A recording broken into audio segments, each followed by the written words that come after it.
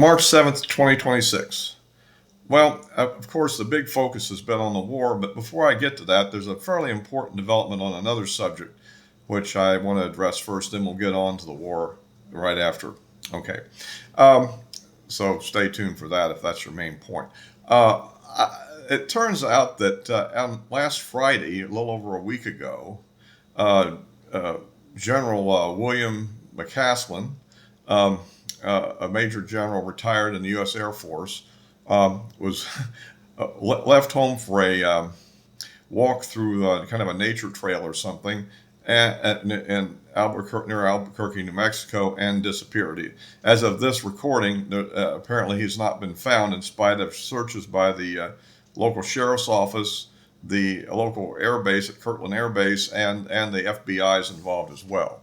So this is a fairly serious situation for people interested in the UAP subject, I think, because we understand that he was the key point of contact that Tom DeLonge had when he put together the To the Stars Academy, which led to us learning about people like Lou Elizondo and Semivan and all those people, from that group. And which then ultimately led to the New York Times article, which then led to all these congressional hearings, the release of the three UAP videos, and the like. So, at any rate, so that's the individual this is. Also, in his more normal role, he was the director of research organization at Wright-Patterson Air Base, where they work on some of the most advanced and sensitive technologies that the government has in terms of air power and so forth. And so, in addition to anything he might know about the UAP subject, he also obviously knows a lot of classified information. Particularly, he's also been working as a consultant to the Air Force since his retirement. So, in other words, this is not somebody that's totally out of the picture, and he just disappeared. And as far as I know, a week later, he's not been found. No evidence of him where he went has been found. Obviously, a body has not been found. So I don't know, is this a kidnapping, a voluntary disappearance, or what? Um, so at any rate, I think that's an important issue, and I think everybody that's interested in the subject we need to see if we can recover this guy and hopefully alive and well. I don't know what. One can speculate it. Normally you could be worried about attack by a cougar or a rattlesnake or that sort of thing, but I tend to doubt that's what happened. And so, at any rate, even if he was hit by a mugger, I mean, they wouldn't be removing his body; they would just be taking his wallet or whatever.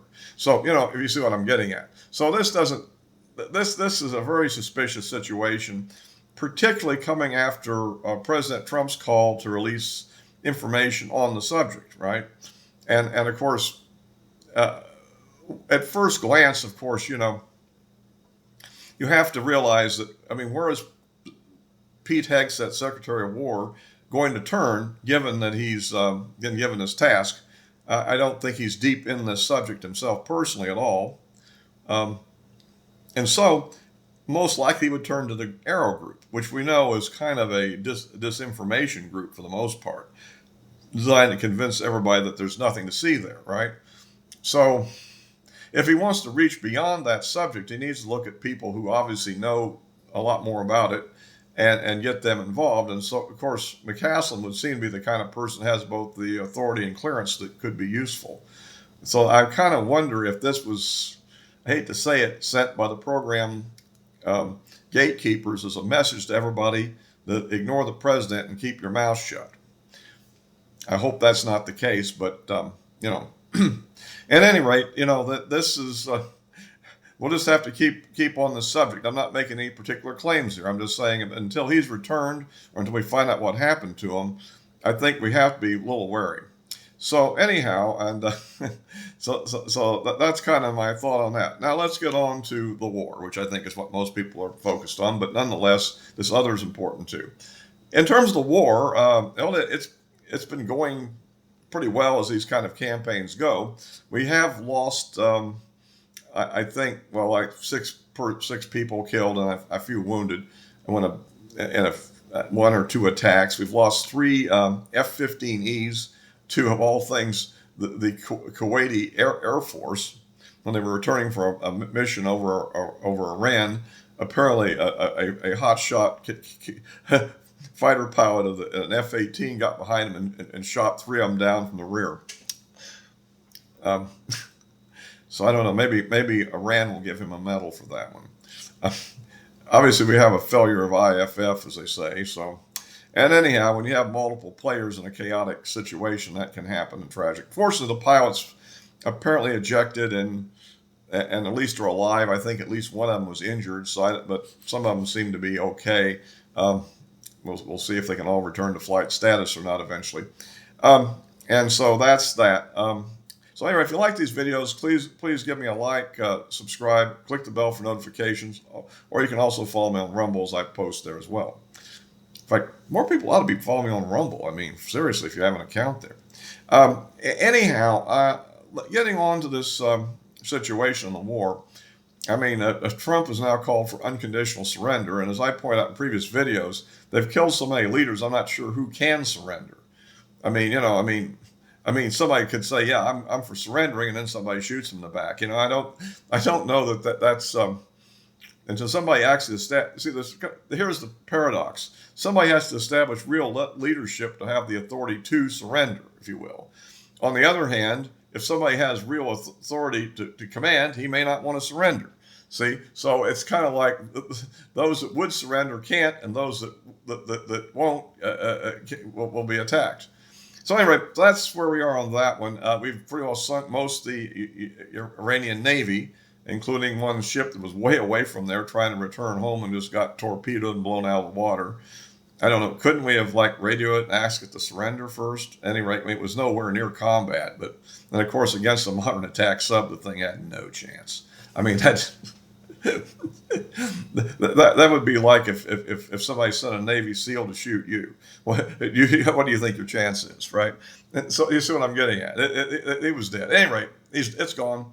The pride and joy there. But what I have not heard yet is, what about their submarines? Did we get them or not?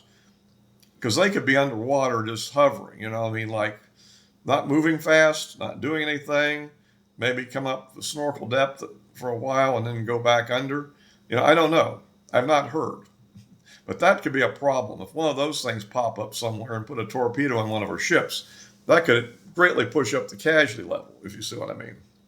And they have every motivation to do it if they have a chance. So we got to be sure we don't give them a chance. So that's the situation. I guess now that we've claimed that we have complete air dominance, we're now going to move in things like B-1 bombers and B-52s, which are not at all stealthy but can carry heavy payloads, and try to, pound some of the hardened targets into rubble. Maybe penetration bombs, I don't know. They have these underground tunnels where they've stored a lot of their weapons and missiles and other things. And if we can identify those and pound them, that's probably what's next, and also probably trying to systematically knock out the whole supply chain that they make these missiles and drones with. I guess right now, apparently, the other day, the Iranians debuted a drone, a missile, that used cluster munition warheads and used it to attack apparently a residential area in Israel. Wrong target, guys, but that's good. I like it when you use your weapon against the wrong target. In the comments, what would the right target have been? Anyway, and when should it have been done? It's not yesterday. All I can say is well, okay. They've definitely ticked off everybody by attacking them with drones and missiles. There is a question that are our allies running short of defense missiles, particularly the Patriot PAC-3s and so forth.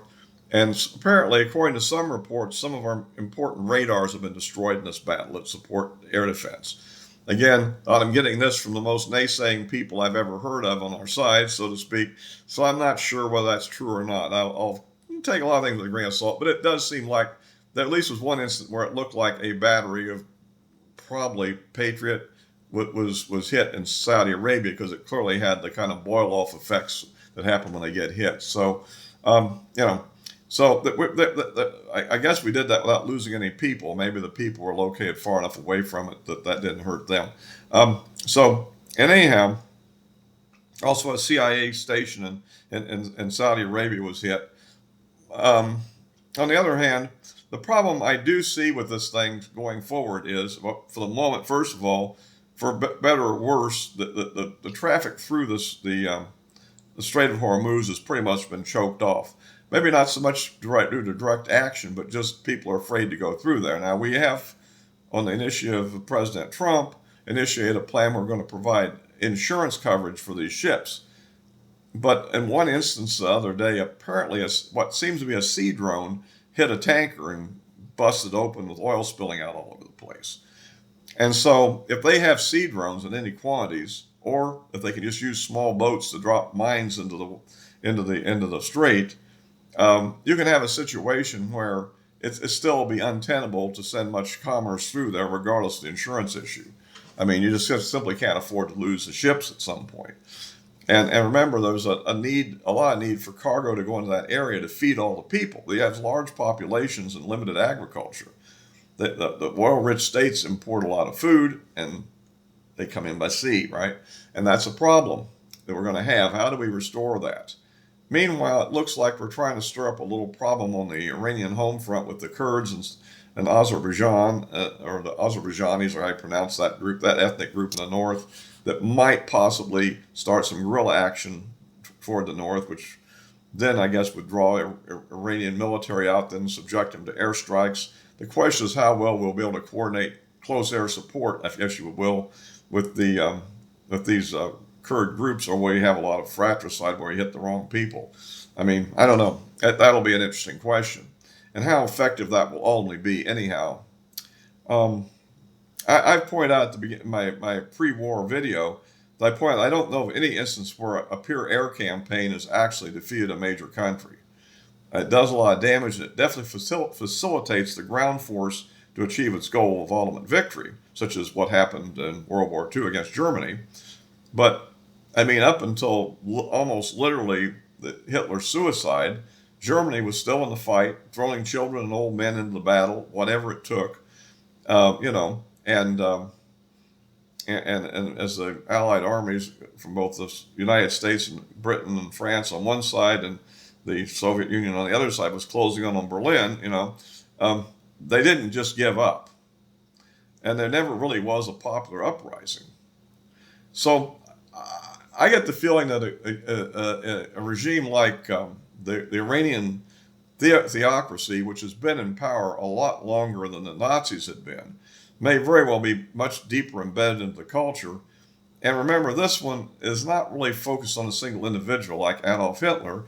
It's focused on kind of a religious cult attitude. And there's a number of would-be ayatollahs that'll be younger and perhaps meaner that might take over. Furthermore, as they've announced, apparently they have a certain quantity of 60% enriched uranium, enough when refined to 93%, could make something like 11 nuclear bombs, probably on the level of the 20 kiloton range, probably, maybe a little bit more, depending on how sophisticated the devices are.